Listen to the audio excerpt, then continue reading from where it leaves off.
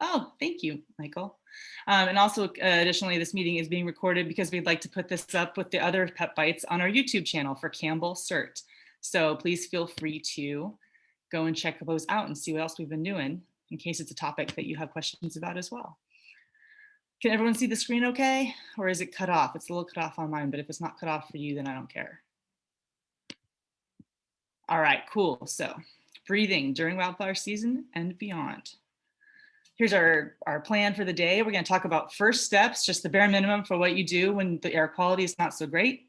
And then we're going to go into specifics about what is the air quality index based on, how can you find out what it is in your area, what kind of masks are best to wear for wildfire smoke, talk about air purifiers for your house or air filters in general, what should we be looking for in those, and then a list of our resources. And of course, as always, for these Pep Bites, at the end of it, we will send out, and within the next couple of days, we'll send out a one-page debrief that has all the links that we talked about in case you wanted to revisit those. It will have all the bullet points for the main things.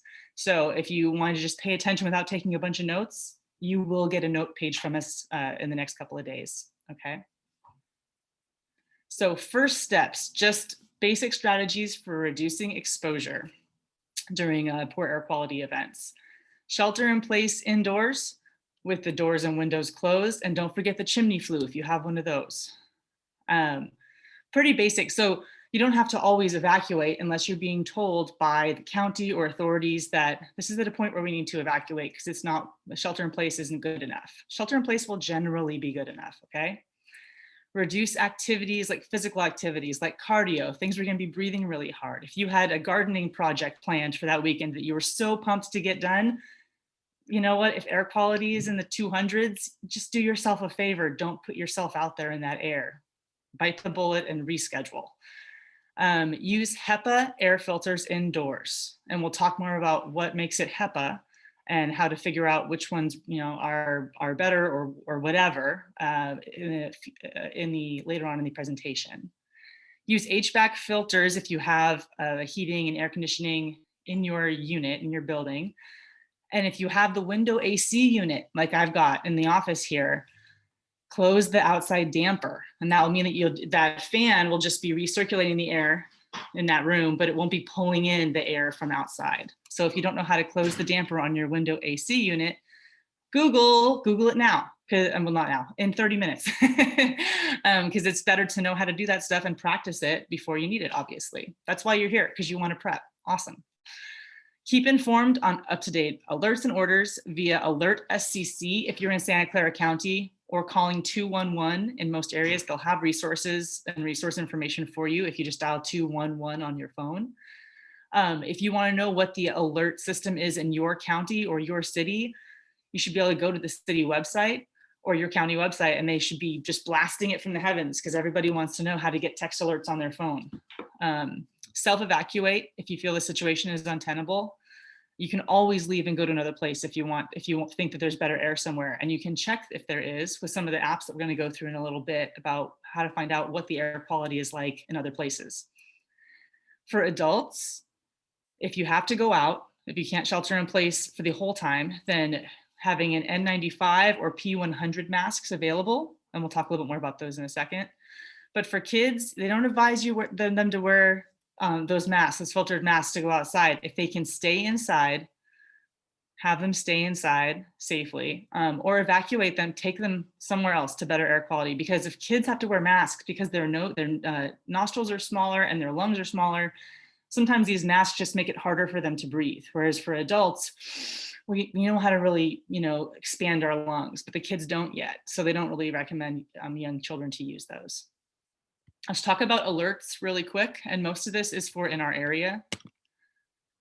But some of them may cross over as well to, for instance, say Montana is here. So, so calalerts.org is a great website to sign up for earthquakes. WEAs, the wireless emergency alerts from your cell phone provider. A lot of phones have them defaulted to turned on or turned off. So if you are like, oh, you know what? I've never looked for that in my phone. Google how to enable WEAs on my cell. And you'll have the instructions pop right up for where to go in your phone to click a box or unclick a box. And that's when you get stuff like amber alerts that just pop up out of nowhere with a siren attached to it, or if there's an earthquake warning, whatever the WIA is telling you. On the AM FM radio, we all have the little buttons saved for our morning shows when we're driving into work. AM, add a couple of these to your presets so that you can just click it to find out what's the local stuff, what's the emergency information that they're going to have me know, right? 740 AM, 530 or 810, or FM 88.5. And they will regularly interrupt the regularly scheduled program to give emergency alerts if there is something happening. For apps on your phone or on the computer, the Citizen app and the Nextdoor app are good things to sign up for ahead of time so that you have access to what are people on the ground saying, which of course take that with a grain of salt, of course, but you'll get be able to take like a litmus test of people are saying that we just had a 6.5 earthquake and that fire is overwhelmed and that we need to find our local CERT team for help. Okay, I better know where my local CERT team rallies. Things like that, you know, maybe it'll say on Nextdoor, okay, let me type that in as a question. Somebody's gonna answer, you know. It's a good way to get your community, your neighborhood's updated stuff. And then of course, save 211 on your phone if you can't remember it in a hectic situation, because it's just a good thing to call for resources. We'll be moving on now to AQI. Take it away, Afifa. And during wildfire season, you probably hear a lot about the AQI when we say it's in the green or it's in yellow or all these different things. During wildfire season last year, we saw a lot of red, orange, and maroon. This just is an indication of how unhealthy it is. Green is good. Yellow is moderate, so you can go outside. However, people that may have asthma or are prone to many different allergies, maybe it's better to stay inside. Orange, it gets pretty unhealthy for more sensitive groups. And anything below or anything above orange, it's unhealthy for everybody. So just watch out. I'm going to go over the next slide how this is actually calculated, but watch out for what these numbers mean and as you're looking at it, so you understand what's unhealthy for you and what's unhealthy for everybody or your family. So how is AQI actually calculated? It's calculated by a lot of different metrics. So part of it is how we do ozone. If ozone is high for X amount or very, very high for a smaller amount of time.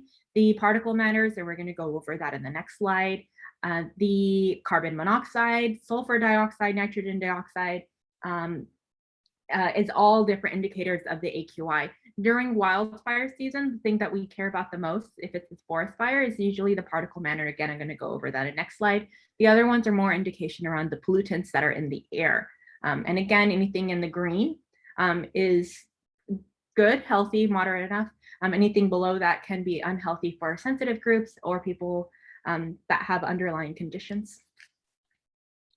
So the particle matter, so PM, you'll see PM a lot. PM means particle matter, and it's like usually the dust or different things that are suspended in the air. It's very, very small. When we say PM10, that means it's the less than 10 which means microns or micrometers. Micron or micrometer is 1 millionth of a meter, which is 1,000th of a millimeter. It's really, really small. If you think of a human hair, that's between 50 and 70 microns. And so usually wildfires are either PM10 or they're things at PM2.5. When we're going to go over the air sensors, it will tell you the size, but it's considerably small. And here's an illustration. Why is it so unhealthy? Anything below a micron of 7 can go into your bloodstream, which is bad. So anything that is under PM2.5, when you say, oh, the PM2.5 is actually really high or PM1 is really high, that means it can go into your bloodstream, and this is why it's really, really unhealthy. But what can you do to protect against this? There's actually a mask that I'm going to go over some of these masks right now.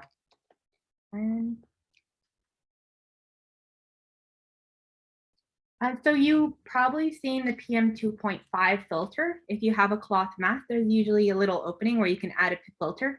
A PM2.5 filter will filter anything that is above PM2.5, which is right here. PM2.5 is the 2.5 microns, so it can protect anything higher than that. Although in some wildfires, there's things that get considerably small, and you might want something like a N95 plus, or anything that is N95 means it can protect against 1.1 to 1.3 microns at a 95% effective rating. And 1.1 micron is, go back, like smaller than bacteria. So N95, P95s, or R95 plus can protect at a 95% effective rating for anything that is 0.1 in size.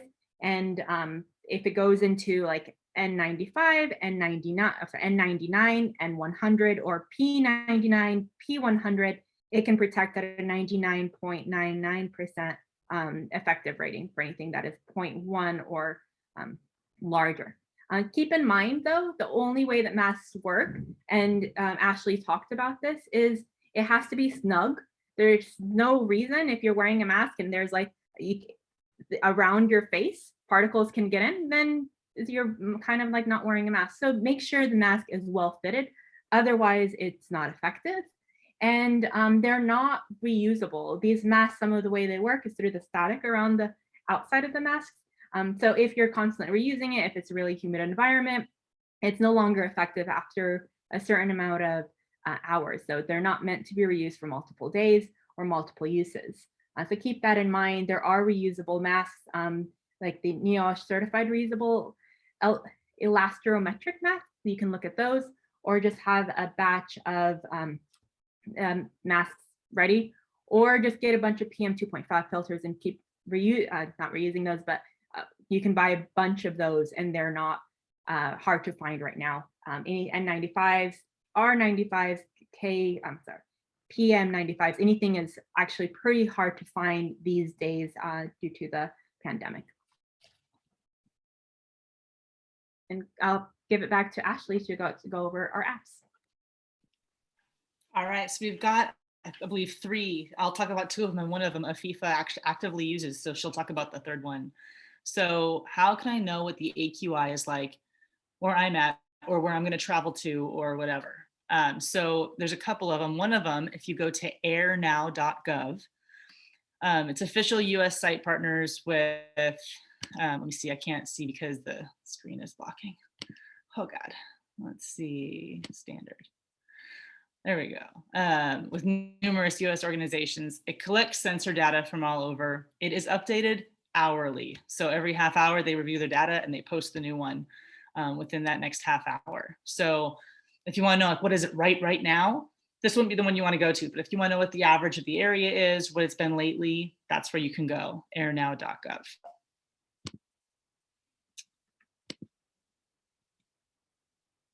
All right, purpleair.com is updated every 10 minutes.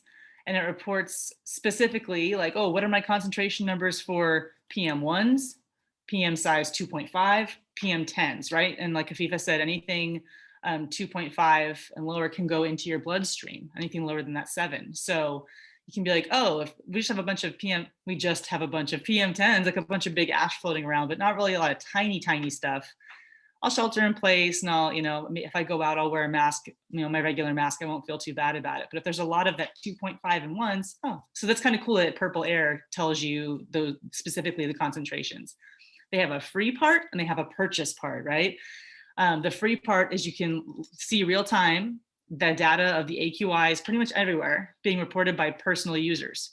For purchase is you can become one of those personal users who has a sensor at their house or at their work that does, I don't know if it's just indoor or outdoor. Yeah, indoor or outdoor. And then you can be part of that data collection that is helping boost their numbers so that they have real accurate readings of what's actually in the area, not just one faulty sensor throwing everybody off. So that's kind of cool. But there's no need to pay to see just what your real time, every 10-minute AQI data is for the place you want to talk about. And this next one, this is IQ Air Visual.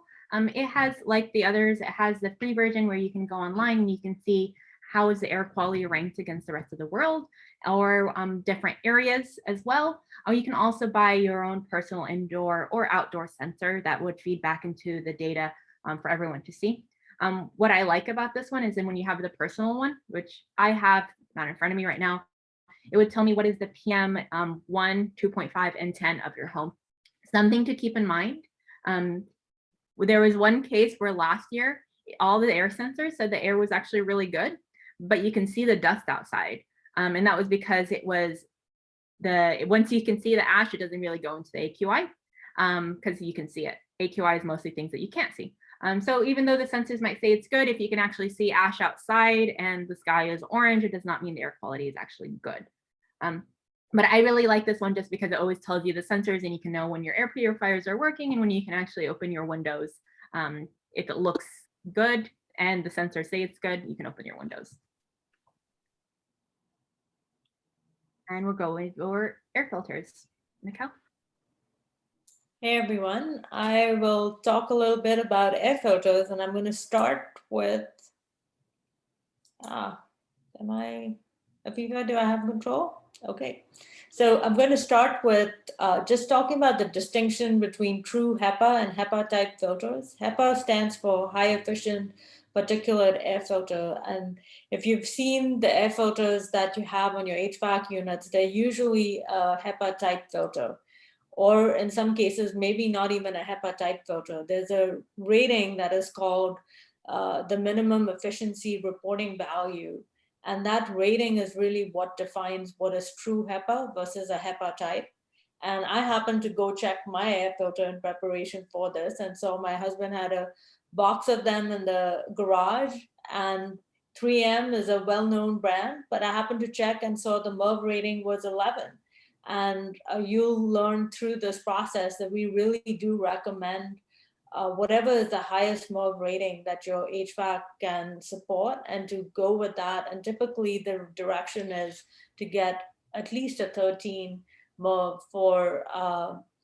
to get the best support. And by looking at an air filter, you're not going to be able to tell, at least not us who are not in the business, are not going to be able to tell what's HEPA versus HEPA type. They look very similar. You'll have different models. You need to read the fine print to see what is the MERV rating to know, is it a true HEPA? And a true HEPA is typically what you see in a hospital type environment where you've got such fine filters that we can eliminate dust mites, pet dander, mold, viruses, and bacteria. So viruses being even smaller than bacteria on that chart that Afifa shared with us.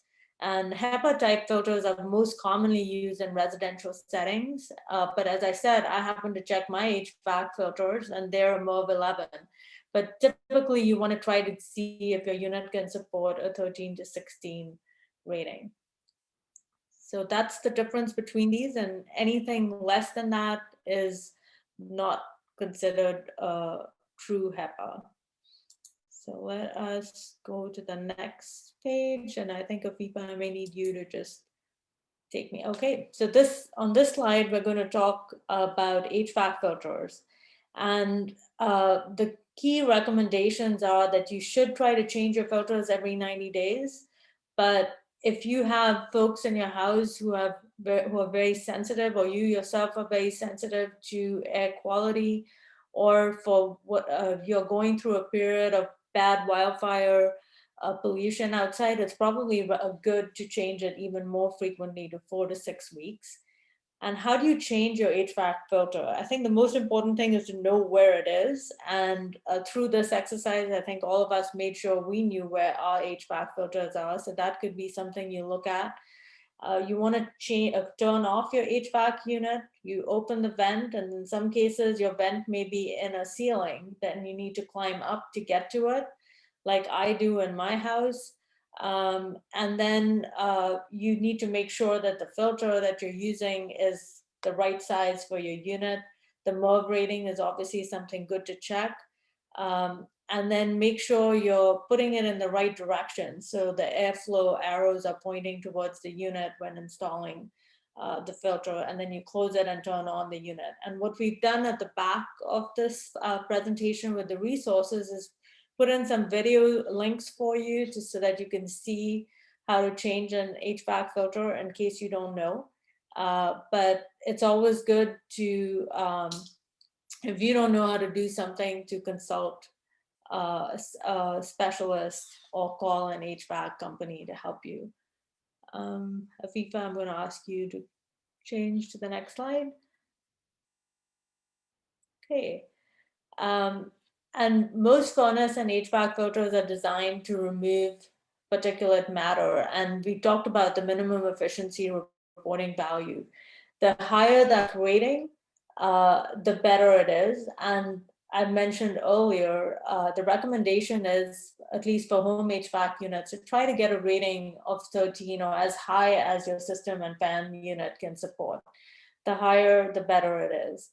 And then when the outside air quality is good, and Afifa and Ashley talked about how to determine if your air quality outside is clean using these wonderful apps and tools,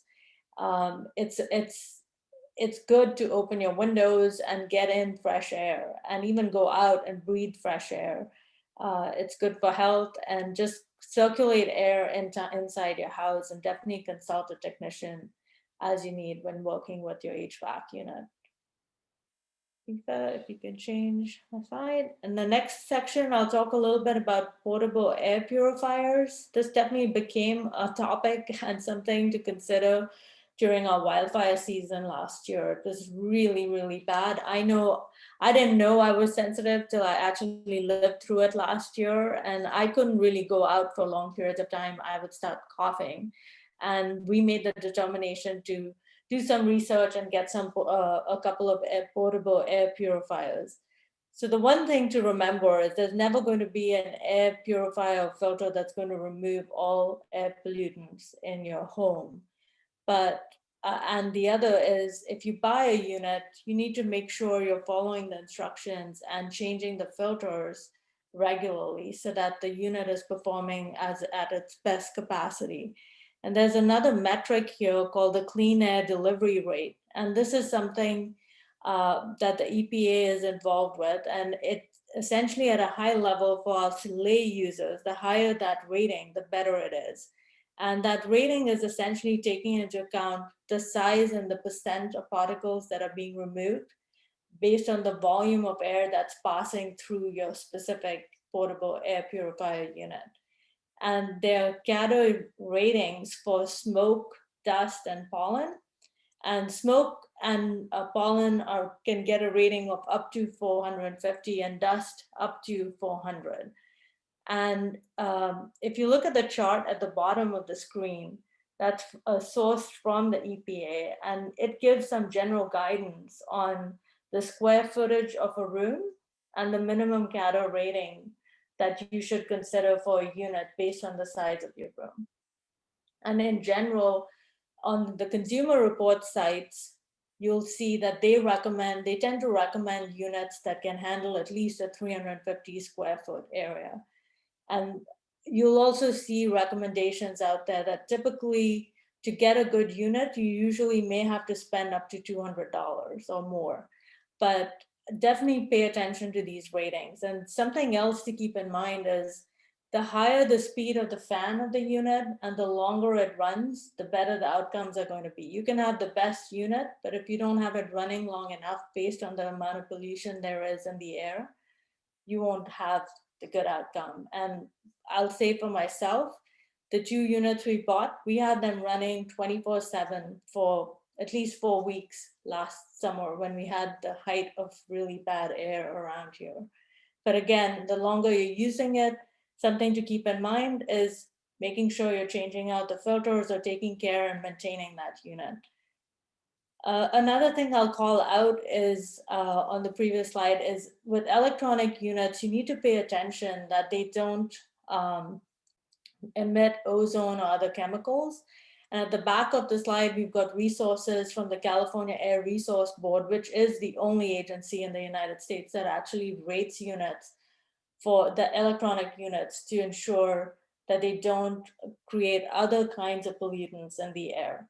So you can use their website to see which units are certified for that, in case you're considering. Okay, and then we can go to the next one. So this at a high level is just some of your top considerations. You want to make sure you've got a MERV rating or a HEPA filter rating. The higher, the better. If there's a carbon filter, it can add some additional level of protection against odors from smoke. The other is, as I said, in my case, I was running our units for 24/7 for long periods of time. So the noise levels on your unit are also something to consider, especially if you're going to keep it in a bedroom and you want to sleep, or just in general. So that's something to consider too. And then, as I mentioned, the CATA ratings, and using resources like the EPA, the California Air Resources Board, consumer reports, trusted agencies to see what units are recommended, what fits your budget, and what will work best for you. Okay, and I will turn it to Ashley, but at the back here are a bunch of resources, and we'll make this available to you after our presentation. Right on. Thank you so much. Oh, we had some county resources. Yeah, we'll forward these over. And going forward, there's 3 pages of them, 2 or 3 pages, so it's good stuff. And some apps. Oh, I just do want to talk about, I know we're just about to wrap up, but a cool app that Afifa had found was one called, and it doesn't look like it's saying shoot, I smoke, which makes me laugh, but it's regardless if you smoke or not, just based on the air quality in your area that you type in on that website, it tells you what the equivalent number of cigarettes you would be smoking if you were smoking, just from all the particles in the air around you. So it's kind of interesting. So I entered this in for Campbell. You can see the top yet, Campbell, Santa Clara County, 3 days ago, and it said that the air at that time was equivalent to smoking a third of a cigarette every day. I was like, huh. So interesting. That was pretty interesting to me as a non-smoker myself. And then readyforwildfire.org through CAL FIRE, you can see what the fires are in your area, and also, of course, resources that you might want to use to prepare for during or after an event. So anyone have any questions? I'll come back to that in a second. First, I just wanted to give a quick shout out to our next P.E.P Bite. We have 2 more left for the year. We're doing them every other month. So September, we're going to go into fire safety right in time for October being Fire Prevention Month, but also for the holidays where things like Christmas trees going up and turkeys being deep fried in the garage and things like that. So we're going to go over fire safety in preparation for that time of year. So we hope you'll join us. We'll release the date soon. Keep on checking back to Eventbrite for that info. So now, if anybody has any questions, please, you can type them or you can unmute yourself and talk.